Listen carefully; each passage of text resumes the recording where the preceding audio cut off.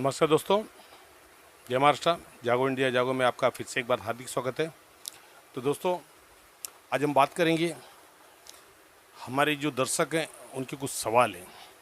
बहुत दिनों से हमने उनके सवालों को जवाब नहीं दिया है।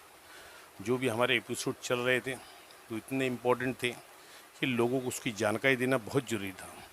तो आइए दोस्तों, हम जो कुछ सवाल है, इम्पोर्टेंट सवाल हैं, उस विषय पे आज हम चर्चा कर लेते हैं कि जो हमारे दर्शक हैं उनकी क्या समस्या है और उनके लिए क्या हल होगा। तो शुरू करते हैं। आपके सवाल, हमारे जवाब। तो पहले दर्शक हमारे हैं फारिक चौधरी जी।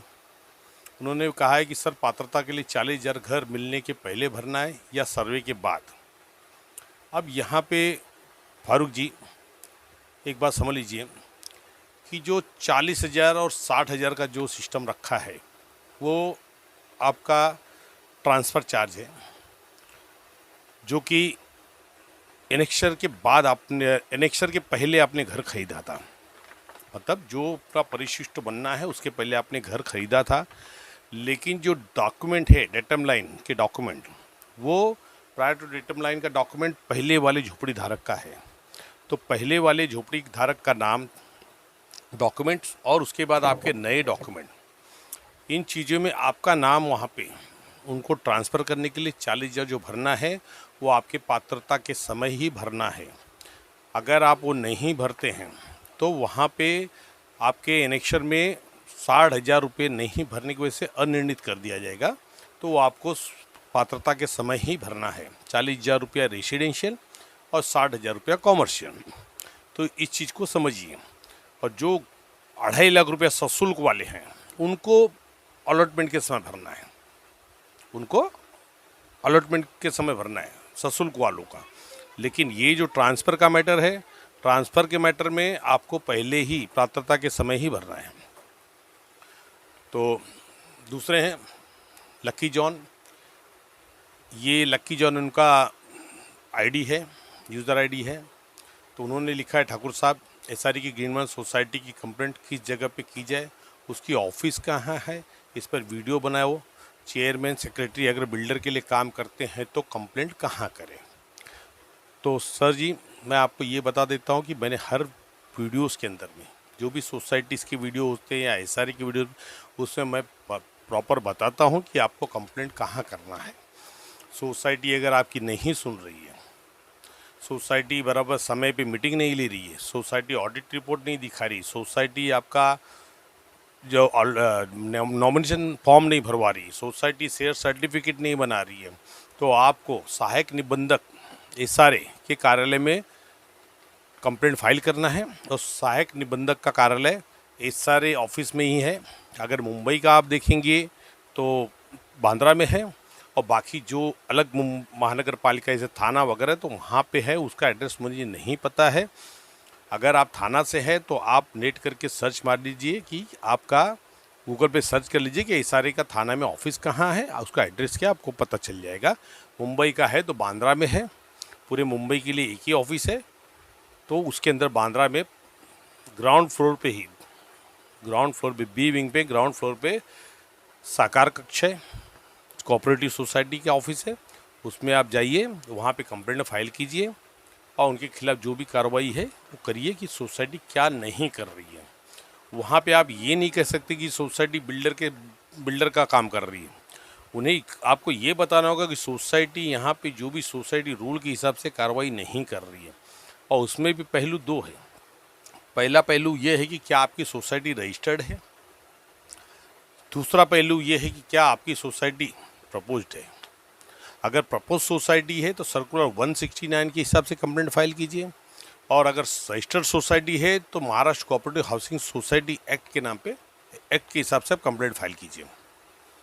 और आपको ऑफिस का एड्रेस भी बता दिया, सहायक निबंधक के पास कंप्लेंट फाइल करना, ये भी आपको हमने बता दिया। तो तीसरे हैं पंकज टेलर जी। उन्होंने कहा है, मेरा रूम 1992 से पहले का है, मगर मेरे पास पुराना लाइट बिल नहीं है, मुझे क्या करना चाहिए। अब प्रॉब्लम ये है पंकज जी कि लाइट बिल आपके कब के हैं ये आपने बताया नहीं। अदर्स डॉक्यूमेंट कब के हैं ये बताया नहीं। अब इन चीज़ों के न जानते हुए मैं अगर कोई भी परामर्श, कोई भी सलाह दूं तो शायद वो हानिकारक भी हो सकता है, वहाँ पे मैं भी गलत हो सकता हूँ। इसलिए आपका जो भी प्रॉब्लम्स है आप पूरा डिटेल्स डालिए कि भैया आपके जो वोटिंग कार्ड में जो वोटिंग है वो वोटिंग कब का है। और चलो लाइट बिल हमने मान लिया कि आपके बाद में लगे, लेकिन आप वहाँ पे घर का जब 1990 से आप रह रहे हो तो वहाँ पे आपका सर्वे पावती वगैरह है। उसके बाद आपके जो भी पिताजी माताजी इनका जो है उनका वोटिंग का कार्ड वगैरह होगा। तो ये सब चीज़ों के बारे में डिटेल देंगे तो मैं प्रॉपर आपको गाइडेंस कर सकता हूँ कि आपको क्या करना चाहिए। अदरवाइज सिर्फ आपने लाइट बिल पे कहा है कि अदर डॉक्यूमेंट नहीं है, लाइट बिल बाद में लिए, तो सर मैं उस पर कोई कमेंट्स या कोई भी परामर्श नहीं दे सकता हूँ। तो इसके लिए मुझे कमेंट्स आप करते हैं तो आपके डॉक्यूमेंट्स के डिटेल्स मुझे बताइए कि वो कौन से ईयर के हैं। आप मुझे ये नहीं बताइए कि उनके नंबर्स क्या, वो मुझे ज़रूरत नहीं है और मुझे उससे कोई लेना देना भी नहीं है।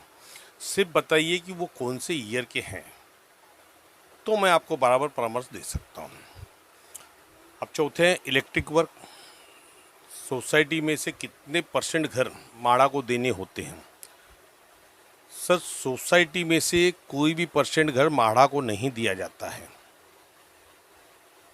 अब ये समझिए, आप एसआरए की बात कर रहे हैं तो एसआरए में माड़ा को घर नहीं दिया जाता है। ये जो फ्लैट्स होते पीएपी के होते हैं, पीएपी के अंदर उनके क्राइटेरिया है, क्योंकि पीएपी में उनकी डेंसिटी देखी जाती है कि झोपड़पट्टी में झोपड़ों की डेंसिटी क्या है। उस डेंसिटी के हिसाब से वो डेंसिटी से कम अगर रहेंगे तो उतने, जितने कम रहेंगे डेंसिटी से उतने घर पीएपी में देने होते हैं। अगर उससे ज़्यादा है तो 100 रूम के पीछे एक घर पीएपी में दिया जाता है, वो माड़ा को नहीं दिया जाता है। वो पीएपी के रूम्स जो होते हैं, चाहे बीएमसी हो, माड़ा हो या अदर डिपार्टमेंट जो परियोजनाएं बनाती हैं, रोड कटिंग वगैरह, नाला कटिंग वगैरह, तो वहाँ पे जो अफेक्टेड पर्सन है, जो प्रकल्प बाधित व्यक्ति है, उनको देने के लिए पीएपी में फ्लैट्स रखे जाते हैं। तो इस चीज़ को आप समझिए। अब पाँचवें हैं यूज़र। उनका आईडी का नाम यूज़र है। उन्होंने पूछा है कि सर मेरे ससुर का नाम से एसआरए सर्वे हुआ है, अब मेरे हस्बैंड के नाम घर कर दिया तो लाइट बिल चेंज करना पड़ेगा क्या? नहीं, जैसा मेरे ससुर के नाम पे रहने दूँ।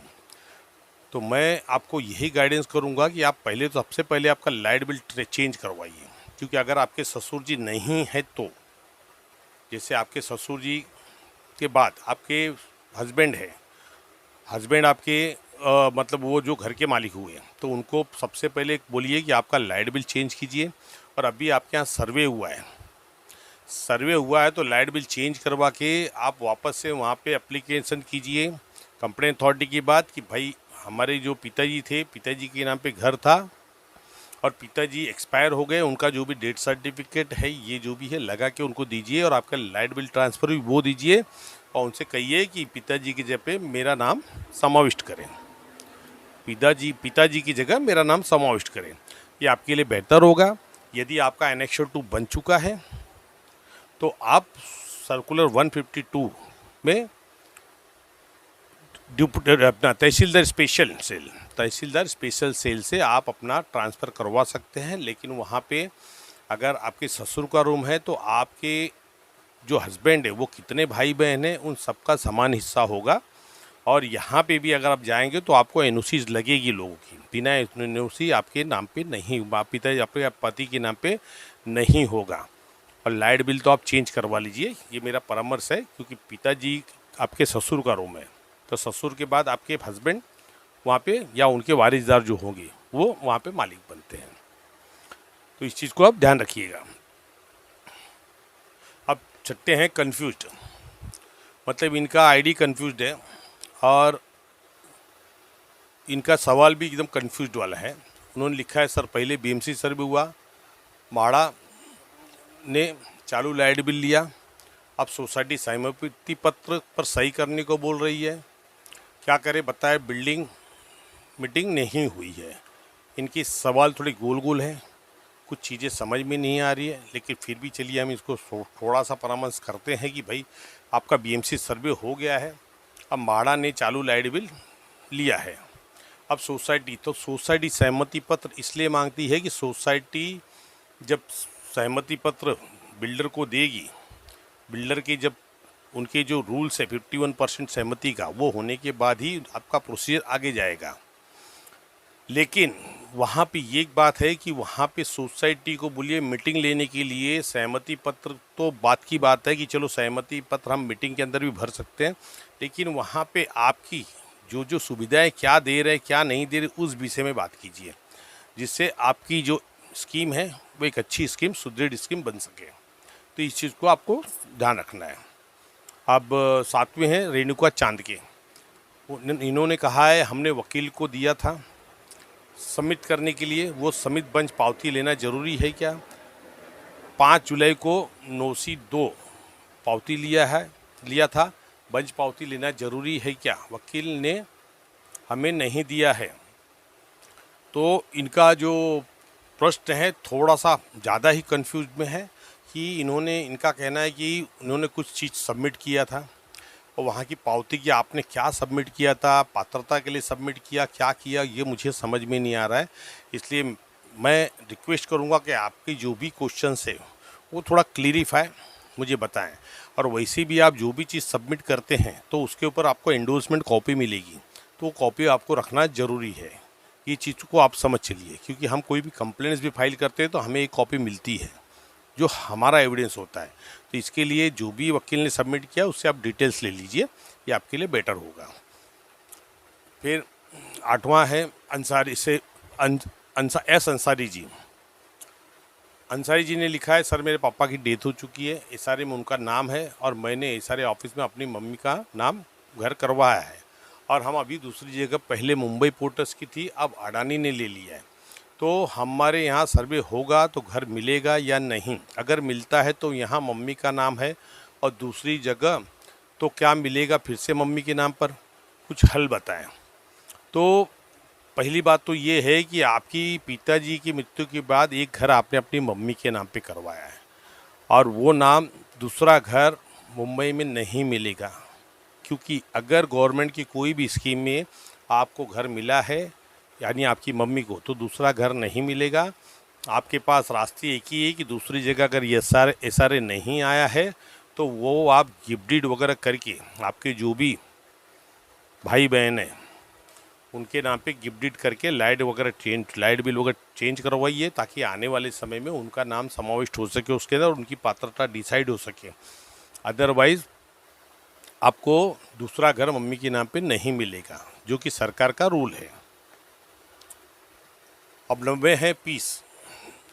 उन्होंने कहा है कि सर मेरा रूम पात्र है और मुझे अलॉटमेंट हुआ है, पर मैं सोसाइटी के पास 152 का डॉक्यूमेंट लेके गया था, बोल रहे हैं एसआरए में जाके सबमिट करो, मेरा रूम पात्र है तो वो सोसाइटी में ही होना चाहिए ना, मुझे मार्गदर्शन दो, मैं क्या करूं? सोसाइटी वाले 6000 मांग रहे हैं। अब यहाँ पे प्रॉब्लम्स ये है कि ये जो दर्शक हैं उनका कहना है कि उनका रूम पात्र है और उनका अलॉटमेंट हुआ है। अब सोसाइटी के 152 का डॉक्यूमेंट, एक्चुअली 152 में शायद इनका ट्रांसफ़र हुआ है कोई नाम का, उस ट्रांसफ़र के डॉक्यूमेंट्स लेके जा रहे हैं और सोसाइटी बोलती है एसआरए में जमा करो, जबकि आपको ये पता होना चाहिए कि एसआरए में से ही तो डॉक्यूमेंट आपको दिया गया है। जो यहाँ पे 152 में हुआ एसआरए से आया है और 152 में जब ऑर्डर्स निकलते हैं तो सोसाइटी, डेवलपर, एआर डिपार्टमेंट के लिए, सबके लिए निकलेगा। तो ये सोसाइटी आपको झूठ बोल रही है। दूसरी, आपका अलॉटमेंट हो चुका है, अलॉटमेंट में आप वो चीज़ जो डॉक्यूमेंट है वो बिल्डर के पास सबमिट कीजिए। आपकी अगर पोजीशंस नहीं हुए तो पोजीशंस लीजिए, अगर पोजीशन हो चुके हैं और सोसाइटी इस तरह का काम कर रही है तो सोसाइटी के खिलाफ कंप्लेंट फाइल कीजिए। सहायक निबंधक के पास कंप्लेंट फाइल कीजिए कि भैया ये मुझे परेशान कर रहे हैं और मैं यहाँ पे नाम ट्रांसफ़र करा के ले आऊँ, फिर मेरी मेंबरशिप नहीं ले रहे हैं। अगर वो चीज़ पे अगर ये नहीं करते हैं तो आप सेक्शन 20 और 23 के Maharashtra cooperative housing society act section 2023 के अंदर अपील फाइल करिए सहायक निबंधक के पास। वहाँ पे हियरिंग चलेगी और वहाँ पे जो आपके डॉक्यूमेंट्स हैं या 152 के, वहाँ पे सहायक निबंधक उसको एक्सेप्ट करेगी और वो खुद आपको सोसाइटी का मेंबर बनाएगी और सोसाइटी को निर्देश देगी, कमेटी को, प्रबंधक समितियों को, कि हमने इनको ऑलरेडी मेंबर बना दिया है, आप बाकी जो काम है वो पूरा करके हमारे यहाँ सबमिट करें। यानी जो आपके उनके रजिस्टर्ड वगैरह में नाम डालना है, शेयर सर्टिफिकेट बदली करना है, उस चीज़ों में करना है। तो इस चीज़ों के विषय में आप देरी मत कीजिएगा, तुरंत आप पहले उसका कंप्लेंट फाइल कीजिए, क्योंकि ये सोसाइटियाँ यही काम करती हैं कि अपने ही मेंबरों को तकलीफ देती हैं। तो इस चीज़ में सभी दर्शकों से निवेदन है कि सोसाइटी के विषय में अगर कोई भी कंप्लेंट है तो तुरंत सोसाइटी को आप कंप्लेंट फाइल करें, मतलब सहायक निबंधक के पास, क्योंकि सोसाइटी एक रीढ़ की हड्डी होती है एसआरए की। सोसाइटी एसआरए में रीढ़ की हड्डी होती है, जो पूरे स्कीम को अच्छा भी बना सकती है, बुरा भी बना सकती है। तो आप अगर जागरूक रहेंगे तो उस रीढ़ की हड्डी को मजबूत करके रखेंगे। अगर आप सोसाइटी से हटके काम करेंगे और सोसाइटी की तरफ नहीं देखेंगे तो समझ लीजिए कि आपकी लड़ाई व्यर्थ हो जाएगी, आपकी लड़ाई व्यर्थ हो जाएगी। तो समय समय पे सोसाइटी में क्या काम चल रहे हैं, सोसाइटी की जो प्रबंधक समिति क्या काम कर रही है, उनको जो काम करना चाहिए किया है या नहीं किया, इस चीज़ की जानकारी लीजिए, कंप्लेंट फाइल कीजिए, ताकि सोसाइटी भी सतर्क रहे और लोगों के लिए काम करे। तो दोस्तों, आज की वीडियोस कैसी लगी उस विषय में कमेंट कीजिएगा और बने रहिए जागो इंडिया जागो के साथ में। हम इस सारे के विषय में हर जो नई खबर आती है और जो भी मार्गदर्शन है हम देते रहेंगे और मिलते हैं नेक्स्ट वीडियो में। धन्यवाद। जय हिंद, जय महाराष्ट्र।